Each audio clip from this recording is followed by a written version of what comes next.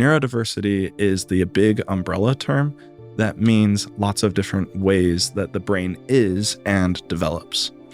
Neurodiversity encompasses neurotypical thinkers and atypical thinkers, right? So neurodivergence then is a brain that is different anatomically and physiologically and has developed differently from the norm, right? So it has diverged from the norm. And that's not a mental health thing. This is the Turn Your Life Around podcast, and I'm the 180 Lady. I've been helping people turn their lives around since 2007 as the founder and CEO of a large mental health company. The purpose of this podcast is to have meaningful conversations with old friends and new friends, everyday people just like you and me, about how they turn their lives around. We'll discuss all things mental health, fitness, finances, relationships, parenting, spirituality, you name it. My hope is that you can take something away that will encourage you today. I'm your host, Sarah Coates. Are you ready to turn your life around? Hello, welcome to the podcast. Welcome to today's episode. We've got a great one, great guest to share with you. But before we jump in, we were just chatting about the time change and the spring ahead, daylight savings time. And, you know, sometimes it throws people for a loop, or maybe you have something else in your life that's thrown you for a loop, a challenge, and you're really struggling and you need someone to talk to. So this episode's brought to you today by 180 Counseling. And 180 has 6 locations, 5 in the Triangle, 1 in Wilmington, and they offer in-person and telehealth visits for all kinds of issues. I mean, maybe you're just sleep deprived, or maybe you have a real mental health struggle. And our therapist can help you with that. We also have a medication provider who provides mental health medications for individuals 16 and older. And exciting news, we have a child psychiatrist, child nurse practitioner joining us in April to help those little ones that are maybe struggling with some mental health needs. So we have a robust array of services at 180 Counseling, and we can help you turn your life around.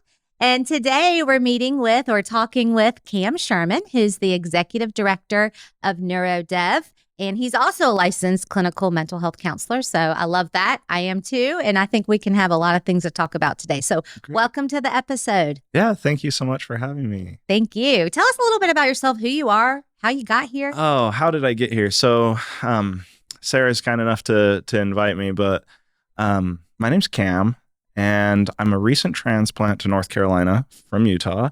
So that was kind of a hike, big move across the country. When people said, "Oh, you're moving, where are you moving to?" They thought maybe another suburb or somewhere, like we're moving to North Carolina. Like, oh, you really are moving. Yeah, we're moving. That's a big move. Came out here actually to start NeuroDev, which is something that I didn't even really know existed. Maybe 10 years ago. So we've been open for about 9-10 years. 10 years ago, me in college was thinking, I want to do some good. Right. And I think everybody feels that way. I want to do some good. And what do I love? I love people. I love helping people get unstuck. I want to make a difference. Naturally, I was thinking, I'll be a doctor, I will. And doctors do a lot of homework. Doctors do a lot of school. And I don't know if that was really for me. I started working for a few doctors, saw what they did, had some doors open, some doors close on that. And sort of wrestled with it. And I think what I ended up realizing was what I want to be, the reason I would want to be a doctor was I feel pressure to be exceptional, or maybe it was an internal goal, right? I think, some drive. I wanted to have some prestige or some influence. And what I didn't want to do was write prescriptions and talk about people's bodies and help them just be healthy, although health is amazing. It just wasn't necessarily my core interest. And so I wrestled with the differences between like having what I thought the career meant versus doing what I would be doing all day long. And I realized I wanted to spend some time with people. I wanted to get, to know them. And the type of healing or health that I cared more about was kind of like the type that you would, we could just put it really simply, just getting unstuck, kind of like feeling like I can make some progress in my life. And I was just working in college, came across, different places where they were doing psychological treatment or, mental health counseling. And I dabbled, and I came across NeuroDev kind of by mistake, just kind of by introduction. And Jason, our founder, had this philosophy of mentoring, and mentoring being someone with experience going with someone who does not have experience to help them navigate successfully their next few steps, right? And I fell in love with that. Yeah. I was like, this is the coolest thing. It's totally getting unstuck. So that's kind of how I ended up here working with NeuroDev, brought us to a place where we were ready to open another location out in Raleigh, came out here, and now we're, building the plane while we're flying the plane, and it feels a little bit crazy, but we're doing it. Sometimes that happens in business. You kind of just build it as you fly. Yeah. I get that. Okay. So did you get your master's in counseling? What's your master's degree in? So in clinical mental health counseling. And did you do that in Utah? I did that online through Colorado Christian University. Oh, okay. Oh, yeah. I've heard of that. Yeah. That's cool. And then you obviously got licensed. Yeah. So did you start in Utah with NeuroDev, with their location out there? Yeah, I came on about 2 or 3 months after they had opened. Okay, gotcha. Very good. So tell the audience, in case they didn't listen to Jason's podcast previously, tell the audience a little more about NeuroDev. What is it? What's the concept? What's the purpose? Yeah, so it's kind of all wrapped up in the name. NeuroDev, we do neurodevelopmental mentoring. So we're a place for neurodivergent young adults to practice and develop their skills and abilities to live independently. So backing up though, finding out maybe an early diagnosis in childhood, ASD, ADHD, maybe even OCD, nonverbal learning disability, things like that. There's normally 2 paths. And the first path is an IEP. Let's figure out how to get academics really well. If we can get them to succeed in school, then we can really maximize their chance of success in life, which is a pretty good strategy. And we pour a lot of effort into individualizing their education. Good. Only that doesn't necessarily meet all of their needs outside of education. Right. And so a lot of times by the time these students are in middle school, they start feeling a little bit depressed. Maybe they're not connected with their peer group like they want to be. Maybe they're feeling like a lot of stress, pressure. It's all about academics, or maybe it's just like, I'm not really feeling like my needs are met. So then we introduce clinical mental health counseling. Well, let's get inside. Let's figure out your emotions. Let's see how you're feeling. Let's see what we can unpack and maybe figure out. That's helpful too. Only the problem with a lot of our students who have autism or maybe some of these other neurodivergent conditions, I guess you could say, is that they don't necessarily benefit a lot from insight-based counseling because they tend to live more in the moment. And so reflecting or planning or figuring out, on a Wednesday session at 2:00 p.m. and then going back to life, it's like I heard a poem one time that ended in the stanza, much delighted were they, but preferred the old way. Right. So it's like we can make a lot of progress in session, and sometimes going back is going back. And so insight-based counseling does tend to meet some of our needs, but it doesn't necessarily meet the root problem of the need. And so between these 2 spaces of education and counseling, we think is a new space, or maybe it's always been there, but we want to make more of it, which is development. And so we are focusing on opportunities that help our students to develop by going out and being in the real world together. Not telling them what to do or showing them the way, but doing it with them. Right. Like real mentoring. Yeah, this is why I love this, what you guys have put together. Talking with Jason in the past, and then now hearing what you guys are doing, it just makes so much sense. As a clinical mental health counselor, I can think of a handful of clients I've had in the past who were definitely met criteria on the spectrum, the autism spectrum, and very, very wildly smart. Very much struggling in school. Oh, yeah. Very much struggling socially with all the things, and it's like you can sit there and talk all kinds of counseling techniques. You can dig deep into the emotional, stance and all the things, and no progress. Yeah. No progress happening, diagnose all the things, depression, anxiety, do a bunch of CBT, even some trauma work. Wildly None of creative it works. treatment plans. Great therapeutic techniques and tools and strategies that work with neurotypical people. But these folks, they just weren't making any progress. And I think what you all have honed in on is this mentoring piece of like, here's how you get out of bed. Here's how you brush your teeth. Here's how you go to Subway and order a sandwich, right? I mean, I'm assuming it's all of these things. Yeah. Any part of life that we feel like people need experience in, we're able to individualize. So we intend to be small. We want to have a small group so that we can individualize their experience based on their needs. Right. So can you share with us, I mean, obviously with confidentiality, but share with us, like, how would a typical mentoring program go for an individual, say, 18 or 20-year-old adult male who's struggling? Yeah. The first thing is we want to make sure that they're a good fit. So we have a vetting process, which isn't like, let me observe you and make sure that you meet our criteria. Right. It's more like, let's make sure you belong. So we want them to come tour us. We want them to meet the other students, spend an evening, when I'm away, when most of the administrative team members are away, and they can just connect with the students. Because the first thing that needs to be in place is belonging. I don't know, you're probably familiar with Brené Brown. Yep. It would be weird to be in the industry and not be familiar with Brené Brown. But she says that fitting in is the opposite of belonging. That fitting in is what we do when we're trying to belong and we're not sure if we do. And our students tend to deal with a popular term. Almost everyone who knows about neurodivergence knows about masking. Our students tend to feel like they have to mask, or like, I need to read the situation and then compute and do what I'm supposed to do in the situation instead of just being in the situation, right? And I think that comes from not really belonging and not feeling like they belong. So the first thing is we want to establish belonging. Our philosophy is that if you can belong first, then you will be able to become so much more of what you want to become. And I think that that's one thing, if I could suggest that we do something differently in education or in the industry, I think that that's one thing I would suggest that we reverse. Is it seems like we have a society built quite a lot on the philosophy of become to belong.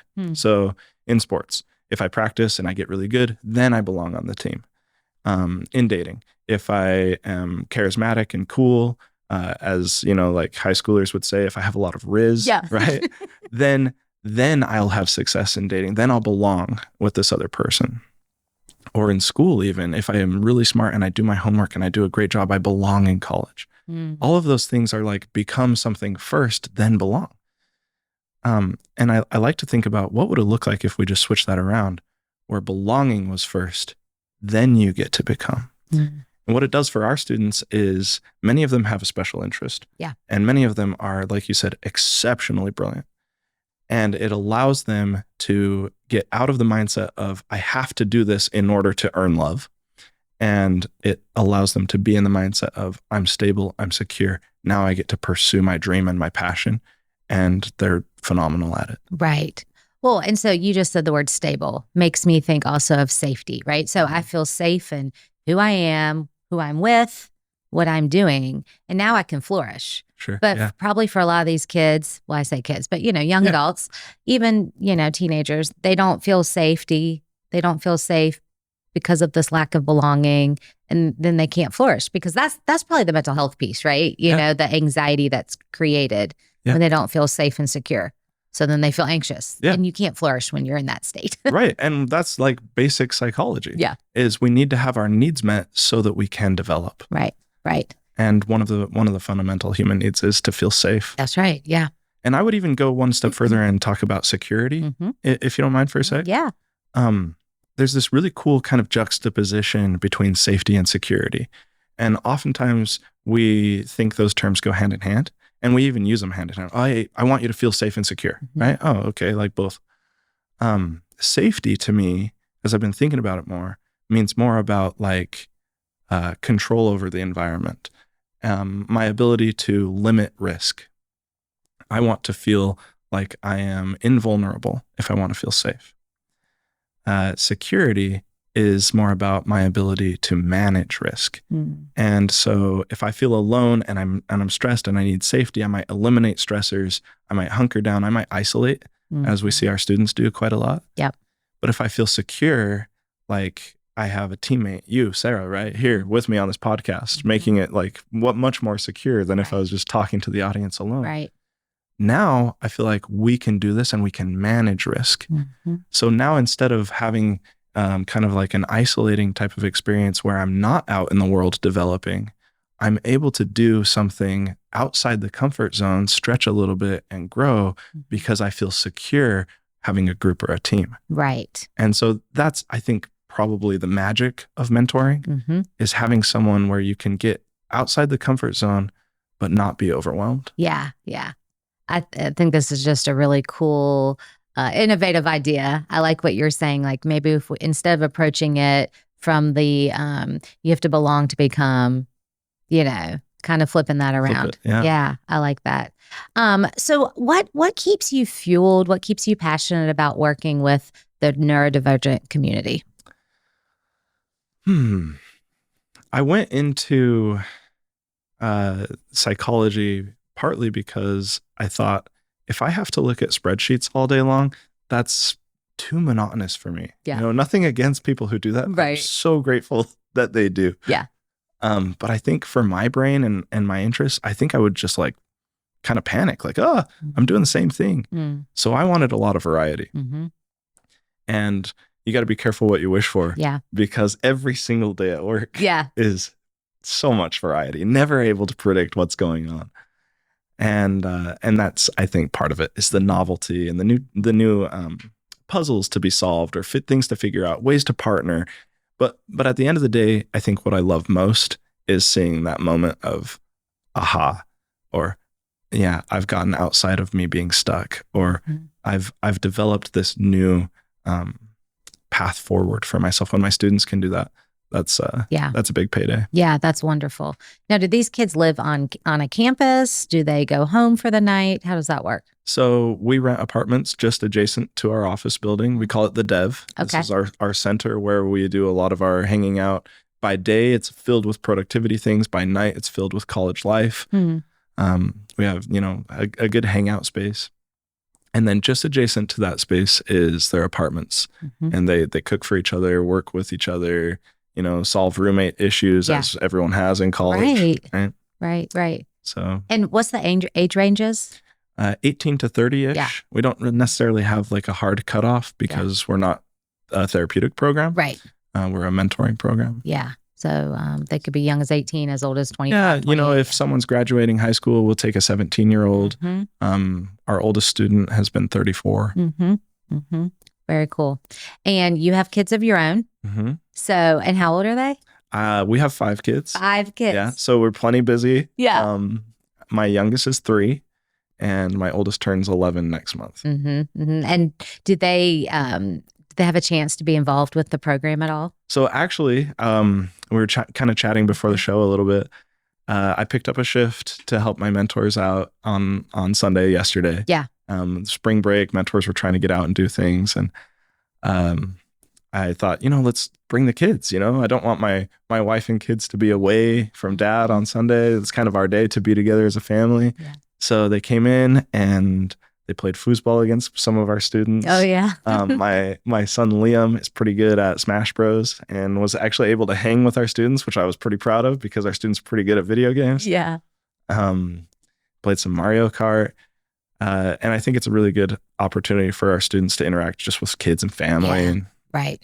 One of our students last night said, tonight, like the vibe was just right. Oh, that's cool. I was like, sweet, man. I'd love to hear that. Yeah. I bet they brought some youthful energy. Yeah. And like the feeling of like family, or maybe it's the feeling of belonging again. But yeah, definitely. So let's do a little education, or if you can share a little educational pieces with the audience. I think a lot of people understand the term neurodivergence, and then there's probably a lot of audience members that maybe this is the first time they're hearing that word. So can you explain a little bit more about what that means? Yeah, so a lot of people kind of conflate the terms neurodiversity and neurodivergence. Neurodiversity is, you could think of it like biodiversity. So in a forest, there's biodiversity. That means there's lots of different types of life, right? Mm-hmm. Neurodiversity is the big umbrella term that means lots of different ways that the brain is and develops. So neurodiversity encompasses neurotypical thinkers and atypical thinkers, mm-hmm. right?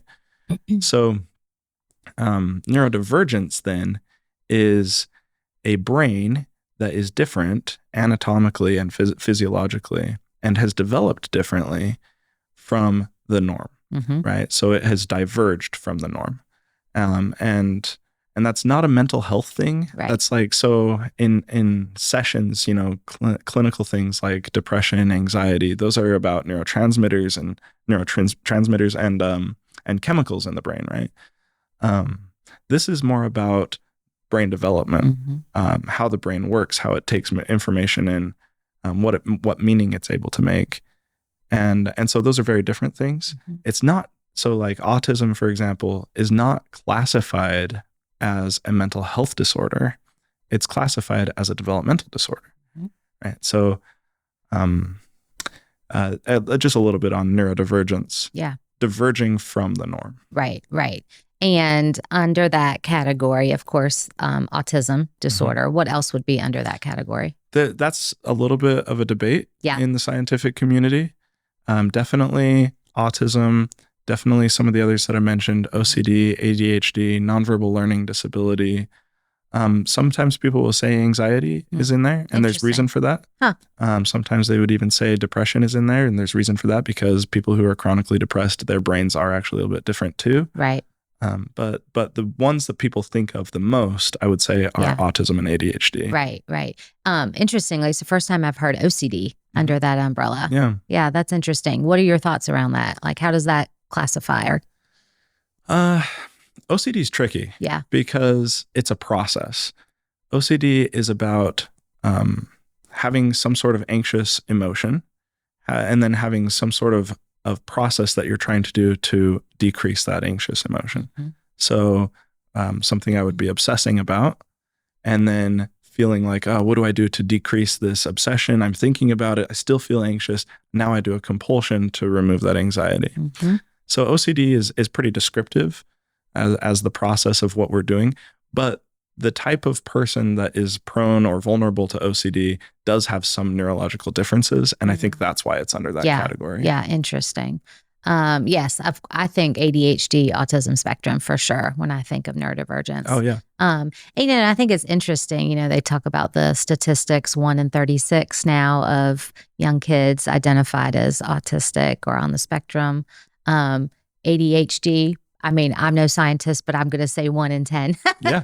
It seems very prevalent. Yeah. I heard as recently as just, a week or two ago, in our rural communities, it may be as frequent as 1 in 5. No kidding. Would be neurodivergent. Huh. And then about 1 in 11, 1 in 10 in our more densely populated areas. What do you think the difference is? I don't know exactly. That's interesting. I think that it definitely deserves some research. It does. Yeah, I wouldn't venture to say right now because I just haven't looked into it. Yeah. But, that's fascinating when you say that. It makes me immediately think of access to care, access to maybe quality, better health foods, access to medication. I don't know. All of that's interesting. Yeah. That's a, and it's so new, right? So this world of neurodivergence has kind of just exploded in the last 10 years. We've had a lot of term changes and people are understanding it a little bit better now. And I think it will continue to evolve. Right. But there's definitely been a lot of research, which I'm grateful for, and a lot more need. Yeah. So if you're able to answer this, if someone's parenting a younger school-age child, say, I don't know, 3 to 12 or 15, that's a broad range, but I'm just thinking of young parents who have younger children, and if they're noticing some things, what would they be on the lookout for, if you can speak to that? So classic things that people talk about in terms of autism are like a rigid fixation, lots of repetitive things, maybe some difficulty understanding social nuances. Interestingly, for for kids who are diagnosed with autism and for their peer group, we see kind of like a developmental trajectory that's pretty similar until about middle school. Okay, interesting.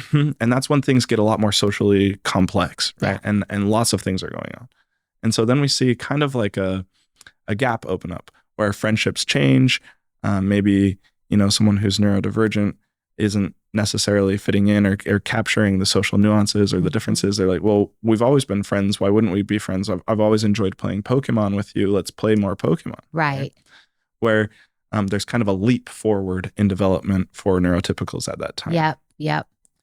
And then we see the beginning of a gap. And then in about their early 20s or even towards their late 20s, we see the distance in that gap decrease. So we see neurodivergent young adults catching up to their peer group. Oh, interesting. It just takes a little bit more time, or maybe they need to have different life experiences to catch them up. And for some, maybe they'll surpass their peer group, and for some, maybe there will still be a gap. But the interesting thing about the way that Jason, our founder, describes brain development is for a typically developing person, you can think about a clay sphere. And development is adding more clay, and the more clay you have, you're rolling this into a spherical shape, into a ball. Yeah, the ball gets bigger and bigger. For an atypically developing person, we would say that there are peaks and valleys. So it's not a sphere. There's more clay, but there's some areas where they are so far advanced compared to their peer group. And some areas where there would be some sort of distance between them and their peer group, or the peer group is outperforming them. Right.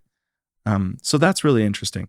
But we believe that with the right life experiences, because of neuroplasticity and because of just the brain's ability to adapt, that if we can introduce lots and lots of life experience, have it be a successful experience with a mentor, that the gap between those who, may have gotten that experience in middle school and those who are getting it later in their 20s can shrink. Yeah.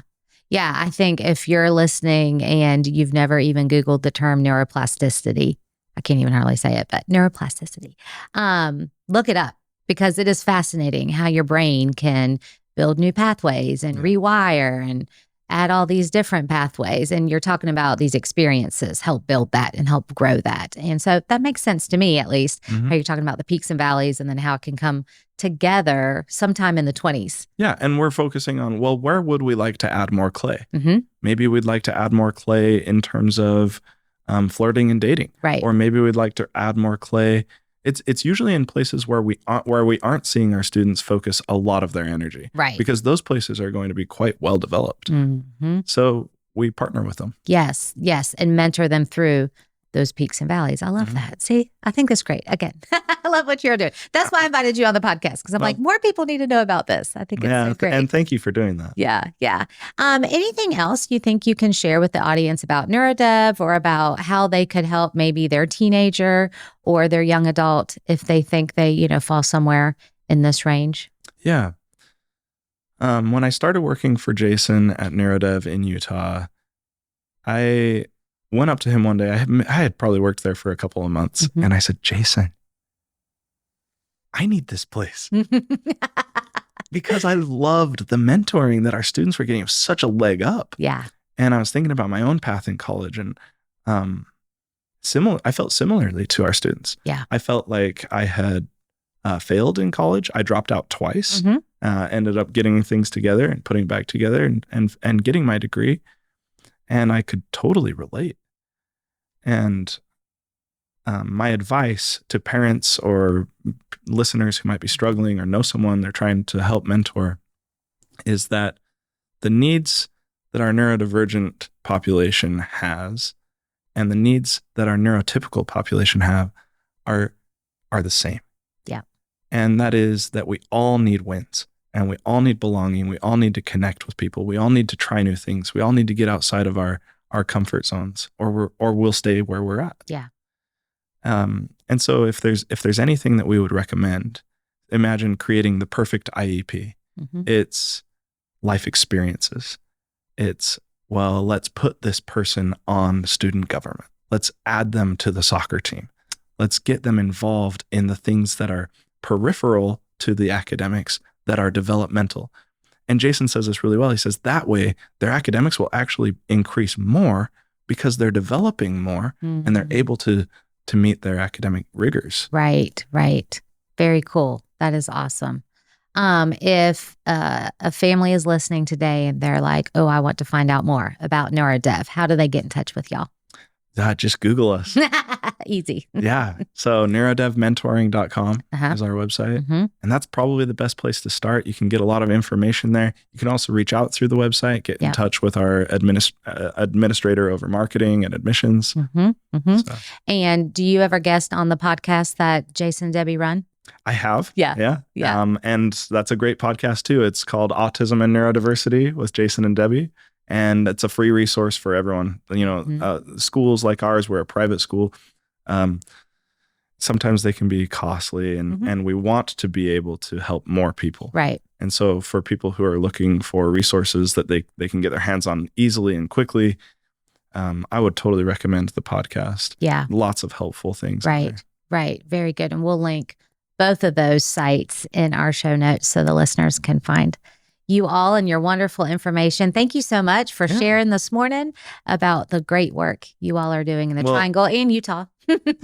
Well, thank you for all the great work you are doing at 180 Counseling. Love 180. Think you guys are awesome. Thank you. And thank you for having me. Yeah, absolutely.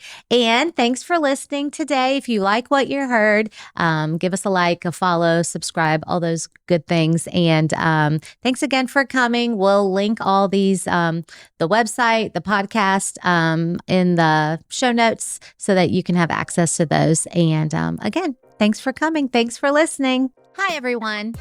I appreciate you taking time to listen. These days we live in feel stressful, challenging, and maybe even chaotic. I'm really passionate about putting out positive content that will encourage and inspire others.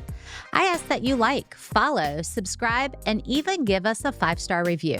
Most of all, share this with your friends and family so together we can help people turn their lives around.